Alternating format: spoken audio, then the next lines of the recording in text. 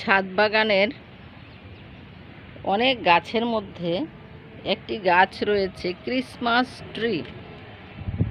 এই গাছটি অবশ্য অনেক বড় হয়, একটি বড় টবে লাগানো আছে, কিন্তু এই গাছটি আসলে মাটিতে সবচেয়ে ভালো হয়।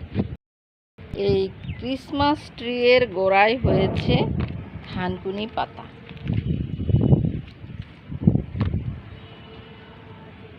ক্রিসমাস ট্রি গাছটি সৌন্দর্য বর্ধনের জন্য লাগানো হয় বড় বড় জায়গায়, বড় উন্মুক্ত প্রান্তরে এটা সবচেয়ে সুন্দর হয়।